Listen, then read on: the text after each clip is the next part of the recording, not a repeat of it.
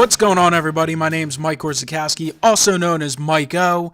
Want to welcome you to my Hobby Talk podcast. This is my initial episode, my very first podcast, so really excited and looking forward to seeing where this goes. Just want to spend a few minutes today talking a little bit about what I collect, why I collect, and some podcast plans going forward. This is just something that I've been thinking about for a while. Finally decided to clamp down and get one started. So really excited to see where it goes, and hopefully you guys will enjoy it.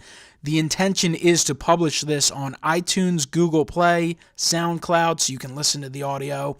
And I'm also going to post it on my YouTube channel as well. It's going to be audio only, but it's still a great way to just listen. I know I listen/watch a lot of podcasts on YouTube, so I just think this is a great opportunity for the card collecting community to come together, to learn stuff about one another, learn stuff about the hobby, and have some hopefully fun discussions about everything going on, whether it's vintage cards or new cards. I call it Hobby Talk, and we'll certainly talk about memorabilia in general. The focus will be on sports cards, probably mostly geared towards baseball cards, because that's really what I'm into the most. I do football as well, but we can talk a bit about that in a few moments, and really soon. Just a little bit about myself. I do have a YouTube channel. You can check it out, youtube.com/MikeORZ111. So if you type in MikeO, it'll probably come up as well. That channel is geared towards baseball cards, sports cards in general, getting stuff graded, doing the slab stuff, and one of my initial things was TTM autographs. TTM autographs or through the mail autographs. I still send out autograph requests through the mail, but not as heavy as I did a few years ago. I intend on continuing to do it. It's just another one of those time-consuming things, and when you're involved in this hobby and life in general, it can be hard to balance your time sometimes. So you can check me out on YouTube. I'm also involved in a lot of the Facebook groups for the card community.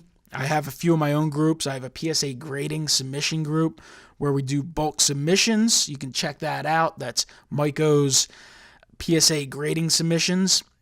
And I also have MikeO's Marketplace, just a place for people in the community, mostly people I know, a lot of people through YouTube who gather there and will post some things for sale and stuff like that. You can do trades and things like that as well. But that's kind of how I'm involved in terms of social media. I know a lot of people are turning towards Facebook, but the YouTube community, for you guys who may not be familiar with it, is still extraordinary. There's people on there all the time, a lot of great people that you can learn a tremendous amount about the hobby from and just get ideas and information and a lot of entertainment as well. So that's sort of my background in terms of the social media department. And then in terms of who I am, in terms of a collector, well, in 1989 or so, I got a couple packs of Topps baseball cards for my birthday at a birthday party, and I had always watched the Phillies, and my dad had been bringing me to games, was always a baseball fan, a Phillies fan, and that I was into baseball, but hadn't been introduced to really collecting or cards, and I received these packs of cards and opened them with my dad, and we were going through, and I remember vividly just going through them, and he would tell me about different players, and I remember him talking about Pete Rose and how he was a bum, and then this was right around when Pete Rose had gotten in trouble. It was probably like 1990, but these were 89 Topps cards, and growing up as one of 6 kids, we didn't really ask for a lot of stuff. I mean, you had a really, I don't know how to put it, but you had to really, think about it, and it had to be something special to really ask. And I remember saying, do you think we could get more of these? Because I just had such a great time going through the cards and listening to the stories and sharing those moments with my father. And from there, that's where the card collecting monster grew. My dad and I were heavy into it during that early 90s boom when of course, as most of you know, everything was overproduced, and there were problems with the hobby in terms of the production, as you can still find sealed cases of most of those products by the pallet full. But had a lot of fun. I was really into starting lineup figures for a long time, really heavy into that, and cards as well. Baseball was the initial introduction, but also got into the football in the mid 90s as well in terms of collecting cards, and did baseball and football through the 90s into the early 2000s, maybe as late as 2007, 2008, and then kind of faded off from cards for a while, but was still doing the figures. Once starting lineups went away, was into the McFarlane figures and did autographs and baseball memorabilia for years as well, and then kind of worked my way back into cards again. It actually started through custom cards, doing a lot of Photoshop work and design stuff, graphic design. Somehow I got the idea of, well, you can make some cards, and then I ran into Topps archives and saw designs from my childhood, and from there took off again. So now for the last few years, just been heavy into cards again and autographs. So that's sort of who I am, what I collect at this point in time.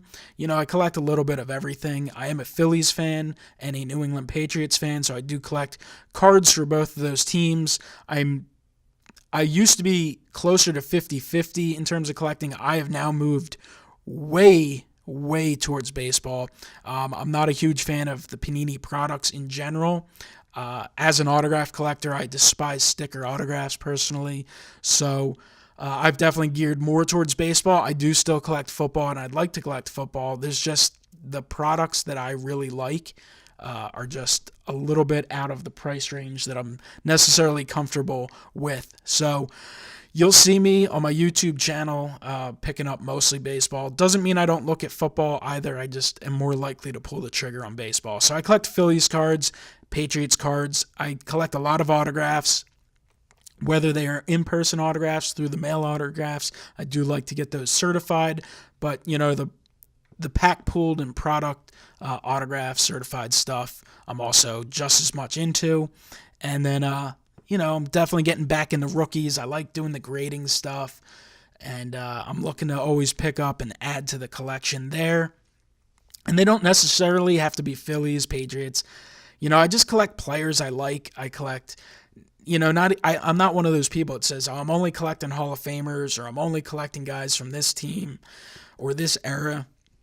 I collect cards I enjoy and like. There's a ton of stuff I like. It's hard to, I don't know how people stay so focused on one certain thing. I love refractors just as much as I like autographs, just as much as I like base cards. Love putting together binders. I'm working on an Ultimate Phillies Topps team set, something that I'm looking forward to do. Every Topps base card produced of a Phillies player, that's something that I hope to complete this winter. And then, when I open a product, I'll set cards aside and just put together a few sheets here and there. So the binders, I think, are a great way to collect cards as well.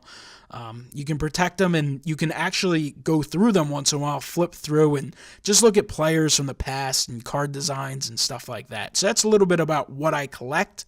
In terms of why I collect, well, I collect for fun. I collect because it's a hobby and it's enjoyable, and I love the sport of baseball and football as well, and that's why I collect those two sports. I don't collect basketball, hockey, any of the other sports, because quite frankly, I'm not interested in them. I could watch a hockey game here and there with friends, but honestly, the older I've gotten and the more time has become valuable, I just don't pay attention to hockey, basketball. I don't know much about them. I'm into baseball and football. Now, I collect because it's fun and it's a hobby, like I said. And some people collect for financial reasons, and people like that. And that's a driving force in the hobby. That's a driving force in the marketplace.